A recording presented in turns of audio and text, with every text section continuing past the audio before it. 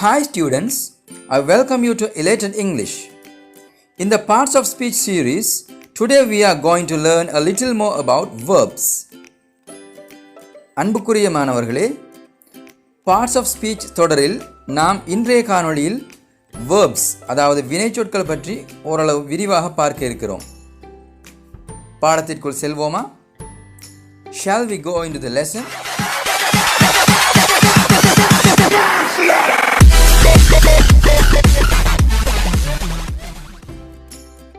Verbs. Verbs are words used to describe an action, state or occurrence and forming the main part of the predicate of a sentence. Example: we are watching a movie. Nirusha accepted the job offer. Suhaib is a doctor. Verbs அதாவது வினைச்சொற்கள் எனப்படுபவை ஒரு செயலை, நிலையை, நிகழ்வை விவரிப்பதோடு ஒரு வாக்கியத்தினுடைய பயனிலையின் பிரதான பகுதியை உருவாக்குகின்ற சொற்களாகும். உதாரணம்: We are watching a movie. நாங்கள் ஒரு திரைப்படத்தை பார்த்து கொண்டிருக்கிறோம். இந்த வாக்கியத்திலே பார்த்து கொண்டிருக்கிறோம் என்கின்ற அந்த வினைச்சொல்தான் அந்த வாக்கியத்தினுடைய பயனிலையின் பிரதான பகுதியை உருவாக்குகின்ற சொற்றொடராக அமைந்துள்ளது. மேலதிக விளக்கத்திற்காக மற்றைய இரு உதாரணங்களையும் அவதானிப்போம். Nirusha accepted the job offer. Suhaib is a doctor. இங்கே Nirusha accepted the job offer என்கின்ற இந்த வாக்கியத்திலே accepted என்கின்ற ஒரு செயல் குறிப்பிடப்படுகின்றது. அதேபோன்று சுஹைப் இஸ் a doctor என்கின்ற அந்த வாக்கியத்திலே இஸ் என்கின்ற அந்த வினைச்சொல் அவருடைய நிலையை காட்டுகின்றது. சுஹைப் என்கின்ற நபருடைய நிலையை காட்டுகின்றது. அவர் ஒரு டாக்டராக இருக்கின்றார். Okay students, let's see the kinds of verbs. Although there are different types of verb classifications, I have only mentioned here the types or kinds of verbs used in everyday English usage. மாணவர்களே, நாம் இப்போது வினைச்சொற்களின் வகைகளை நோக்க இருக்கின்றோம். ஆங்கிலத்திலே வினைச்சொற்களின் வகைப்படுத்தல்கள் பல்வேறு விதமாக இடம்பெறுகின்ற போதிலும் அன்றாட ஆங்கில மொழி பிரயோகத்தில் உள்ள வினைச்சொல் வகைகளை மாத்திரமே நான் இங்கு குறிப்பிட்டுள்ளேன். These are the kinds of verbs I have mentioned in this lesson. Number 1, transitive and intransitive verbs. Number 2, regular and irregular verbs. Number 3, auxiliary verbs. Number 4, stative verbs. Number 5, finite and non-finite verbs. Number 6, phrasal verbs. Shall we look at the first one? Transitive and intransitive verbs. Transitive verbs require an object to complete their meaning. Example: I solved. This sentence is incomplete. There is information that is missing. You are probably wondering what I sold. Why is this sentence incomplete? Because sold, the past of sell, is a transitive verb, and a transitive verb needs an object after it to complete the sentence. The object after a transitive verb can be a noun or a pronoun. I sold my laptop. Now the sentence is complete and we can understand it. We added the object my laptop after the verb. மாணவர்களே, வினைச்சொல் வகைப்படுத்தலில் நாம் முதலாவதாக பார்க்க இருப்பது transitive and intransitive verbs. Transitive verbs எனப்படுவது தான் பொருள் உணர்த்தி முழுமை பெற வேண்டுமாயின் ஒரு செயற்படுபொருளை கட்டாயம் கொண்டிருக்க வேண்டிய வினைச்சொல் ஆகும். இங்கு தரப்பட்டுள்ள உதாரணத்தை நோக்கினால் I sold, நான் விற்றேன். இங்கு இந்த வாக்கியம் முழுமை பெறவில்லை. ஏனெனில் நான் எதனை விற்றேன் என்பது குறிப்பிடப்படவில்லை. ஆகவே ஒரு செயற்படுபொருள் இந்த வாக்கியத்தை முழுமையடைய செய்வதற்கு தேவைப்படுகின்றது. ஆகவே அதன் பின்னரான வாக்கியத்தை பாருங்கள். I sold my laptop. நான் எனது மடிக்கணினியை விற்றேன். இப்பொழுது அந்த மடிக்கணினியை என்கின்ற அந்த சொல்லின் மூலமாக அந்த வாக்கியம் முழுமை பெறுகின்றது. ஆகவே ஒரு டிரான்சிட்டிவ் வேர்ப் எனப்படுவது நிச்சயமாக ஒரு நவுனையோ அல்லது ப்ரோனவுனையோ செயற்படு பொருளாக கொண்டிருக்க வேண்டிய சொல்லாகும். Intransitive verbs. Intransitive verbs cannot have a direct object after them. The subject is doing the action of the verb and nothing receives the action. An intransitive verb does not pass the action to an object. Example, he arrived. Here we cannot have an object after the intransitive verb arrive. You cannot arrive something.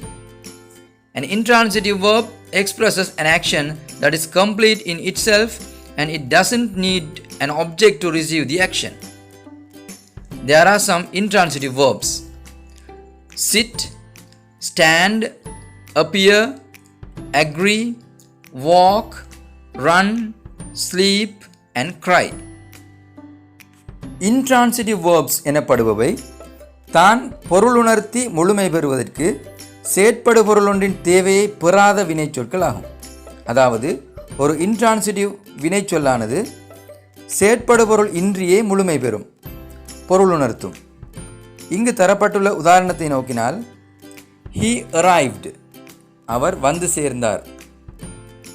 இந்த உதாரணத்திலே இந்த arrived என்கின்ற சொல் இன்னொரு செயற்படு பொருள் இன்றியே தனியாக பொருளை உணர்த்துகின்றது.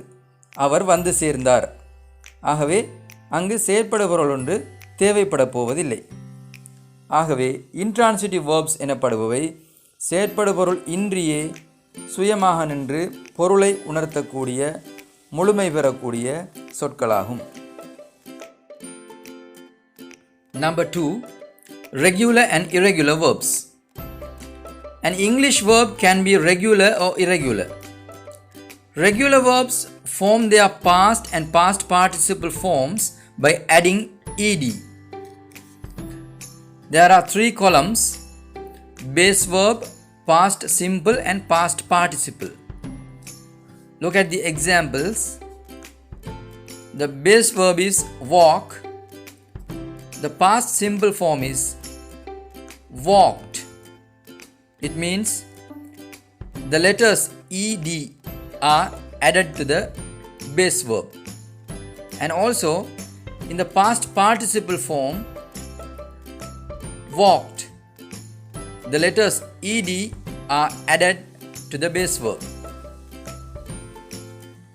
மாணவர்களே, வினைச்சொல் வகைப்படுத்தலில் நாம் இரண்டாவது வகையினை நோக்கினால் ரெகுலர் அண்ட் irregular verbs. ஆங்கிலத்தில் உள்ள அனைத்து வினைச்சொற்களுமே ரெகுலர் அல்லது irregular ஆகிய இரு வகைக்குள் உட்படுத்தப்பட்டு விடும்.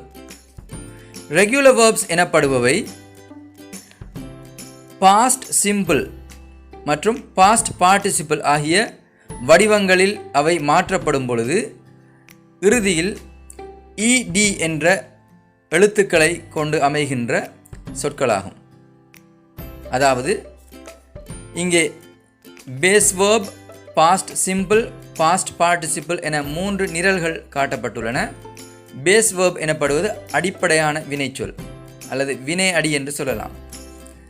அந்த வினை அடியுடன் ed ஆகிய எழுத்துக்களை சேர்ப்பதன் மூலமாக பாஸ்ட் சிம்பிள் மற்றும் பாஸ்ட் பார்ட்டிசிபிள் ஆகிய வினைச்சொல் வடிவங்கள் பெறப்படுமாயின் அவைதான் ரெகுலர் வேர்ப்ஸ் எனப்படுகின்றன.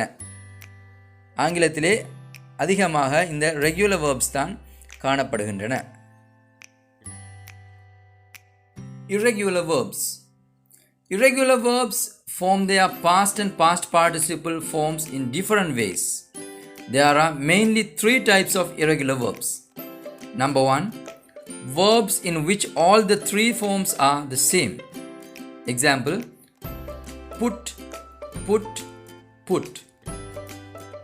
Number 2. Verbs in which two of the three forms are the same.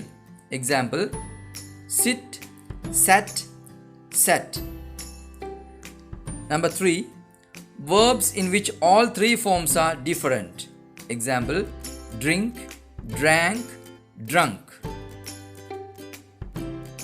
மாணவர்களே, நாம் irregular verbs-ஐ நோக்குகின்ற போது அவை regular verbs-இல் நாம் குறிப்பிட்டது போன்று past simple மற்றும் past participle ஆகிய வடிவங்களில் அந்த வினைச்சொற்கள் ed ஆகிய எழுத்துக்களில் முடிவடைவது போன்று முடிவடையாமல் வித்தியாசமான எழுத்துக்களில் முடிபவையாக இருக்கும். இந்த irregular verbs 3 வகையாக பார்க்கப்படுகின்றது. முதலாவது வகை, இந்த 3 வடிவங்களும், அதாவது base verb, past simple, past participle ஆகிய 3 வடிவங்களுமே ஒரே சொல்லை கொண்டதாக இருக்கும். உதாரணம், put என்கின்ற வினையடியை கொண்டிருக்கின்ற அந்த சொல் past simple, past participle ஆகிய இரு வடிவங்களிலுமே put, put எனவே அமைந்திருக்கும். இரண்டாவது வகையை நோக்கினால் அதில் past simple மற்றும் past participle ஆகிய வடிவங்கள் ஒரே மாதிரியானதாகவும் பேஸ் verb வித்தியாசமானதாகவும் இருக்கும். உதாரணம், sit என்கின்ற பேஸ் verb past சிம்பிளாக மாறுகின்ற பொழுது sat எனவும் past பார்ட்டிசிபிளாக மாறுகின்ற பொழுதும் sat எனவும் அமைந்திருக்கும். அதே போன்று மூன்றாவது வகை, 3 வடிவங்களுமே வித்தியாசமானதாக காணப்படும். உதாரணம், drink என்கின்ற அடிப்படை வினைச்சொல் பாஸ்ட் சிம்பிளாக மாறுகின்ற பொழுது drank எனவும் பாஸ்ட் பார்ட்டிசிபிளாக மாறுகின்ற பொழுது drunk எனவும் மாறுகின்றது. drink, drank, drunk என மாறுகின்றதாக இருக்கும். Some verbs can be both regular and irregular. Here is a list of such verbs. You can observe it. மாணவர்களே, சில வினைச்சொற்கள் regular verbs, irregular verbs ஆகிய இரு வகைக்குள்ளும் அடங்குபவையாக உள்ளன. ஏனெனில் அவை regular, irregular ஆகிய இருவகை சொற்களுக்கான விதிமுறைகளுக்குள்ளும் அடங்குகின்றவையாக இருப்பதால் அவற்றை நாம் இரு வகைக்குள்ளும் அடக்குகின்றோம். The third one is auxiliary verbs. An auxiliary verb or a helping verb is used with a main verb to help express the main verb's tense, mood or voice. There are two types of auxiliary verbs: primary auxiliary verbs and modal auxiliary verbs. Primary auxiliary verbs consist of 3 types of verbs. The first one is the verb to be, and the second one is the verb to have, and the other one is the verb to do. மாணவர்களே, வினைச்சொல் வகைப்படுத்தலில் மூன்றாவதாக நாம் நோக்க இருப்பது auxiliary verbs.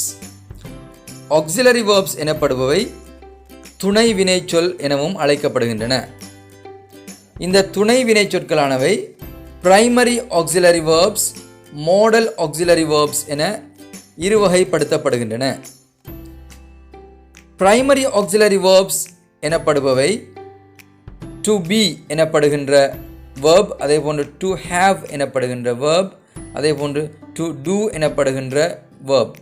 இந்த 3 வகை verbs-ஐயும் உள்ளடக்கியதாக primary auxiliary verbs காணப்படுகின்றது. to be எனப்படுகின்ற இந்த verb வினைச்சொல்லின் உள்ளே am, is, are, was, were, being, been, will be ஆகிய பல காலங்களை உணர்த்தக்கூடிய சொற்கள், வினைச்சொற்கள் காணப்படுகின்றன. அதேபோன்று to have எனப்படுகின்ற வினைச்சொல்லின் உள்ளே has, have, had, having, will have ஆகிய சொற்கள் காணப்படுகின்றன. அதேபோன்று to do எனப்படுகின்ற வினைச்சொல்லின் உள்ளே does, do, did, will do என பல்வேறு காலங்களை உணர்த்துகின்ற வினைச்சொற்கள் காணப்படுகின்றன. Modal auxiliary verbs. These are the modal auxiliary verbs: can, could, will, would, shall, should, may, might, must, and ought. There are some examples given for these modal auxiliary verbs. Madan can sing Tamil songs. They will go on a picnic tomorrow. May I come in? We must obey our elders. Each of these modal auxiliary verbs has its own usage.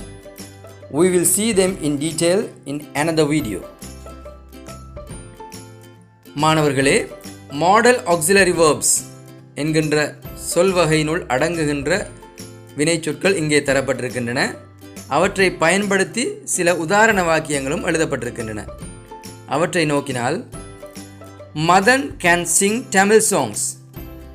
மதனால் Tamil பாடல்கள் பாட முடியும். இங்கே can என்கின்ற அந்த சொல் ஒருவருடைய இயலுமையை காட்டுவதாக அமைந்திருக்கின்றது. அதே போன்று they will go on a picnic tomorrow. அவர்கள் நாளை ஒரு சுற்றுலா செல்வார்கள். இங்கே will என்கின்ற அந்த சொல் எதிர்காலத்தை குறித்து காட்டுவதாக இருக்கின்றது. அதே போன்று may I come in, நான் உள்ளே வரலாமா என்கின்ற அந்த வினா வாக்கியமானது மே என்கின்ற சொல், அந்த வாக்கியத்திலே வருகின்ற மே என்கின்ற சொல் அனுமதி பெறுவதற்காக பயன்படுத்துகின்ற சொல்லாக இந்த வாக்கியத்திலே அமைந்திருக்கின்றது. அதே போன்று we must obey our elders, நாம் எங்களுடைய முதியோருக்கு அல்லது எங்களுக்கு மூத்தோருக்கு நாம் கீழ்ப்படிய வேண்டும் என்கின்ற அந்த வாக்கியத்திலே must என்கின்ற அந்த சொல் எம்மை கட்டாயப்படுத்துகின்ற ஒரு சொல்லாக அமைந்திருக்கின்றது. ஆகவே இவ்வாறு மாடல் ஆக்சிலரி வேர்ப்ஸ் பயன்படுத்தப்படுகின்ற சந்தர்ப்பத்தை பொறுத்து அல்லது பயன்படுத்தப்படுகின்ற வாக்கியத்தை பொறுத்து கருத்து வேறுபடக்கூடியதாக இருக்கும். ஒரு சொல் பல சந்தர்ப்பங்களுக்கு ஏற்றாற்போல் பயன்படுத்தப்படும் என்பதை நாம் புரிந்து கொள்ள வேண்டும். The fourth one is stative verbs. Stative verbs are verbs that express a state rather than an action. They usually relate to thoughts, emotions, relationships, senses, states of being, and measurements. These verbs are not usually used with ing in progressive or continuous tenses, even though they may take on-time expressions such as now and at the moment. We use the simple tenses for them. Example, Paul feels bored today. He has no any work for today. Do you recognize him? He is a famous rock star. Our client appreciated all the work we did for him. What can we understand from these examples? These verbs do not take the ing form even if they are happening now or at the moment. மாணவர்களே, ஸ்டேட்டிவ் verbs எனப்படுபவை ஒரு செயலை காட்டிலும் நிலையை வெளிப்படுத்துவதாக இருக்கும். பொதுவாக இந்த ஸ்டேட்டிவ் verbs உணர்வு வெளிப்பாடுகளை, உறவை, புலன்களை, இருக்கின்ற நிலையை மற்றும் அளவீடுகளை தொடர்படுத்தியவையாக இருக்கும். இந்த ஸ்டேட்டிவ் வேர்ப்ஸ் பொதுவாக ing வடிவத்தில் பயன்படுத்தப்படுவதில்லை. இங்கு தரப்பட்டுள்ள உதாரணங்களை பாருங்கள். Paul feels bored today. He has no any work for today. பால் இன்று சலிப்புத்தன்மையை உணர்கிறான், ஏனெனில் அவனுக்கு இன்று வேலைகள் எதுவும் இல்லை.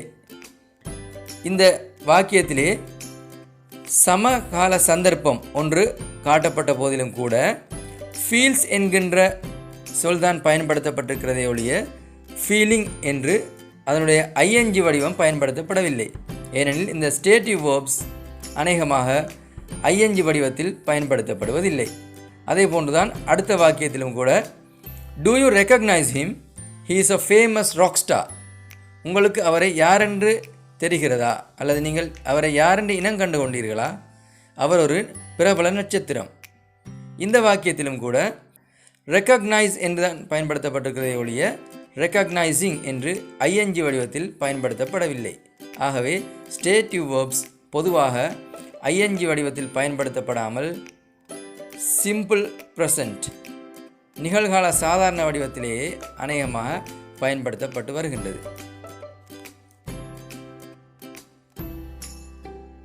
This table shows different stative verbs.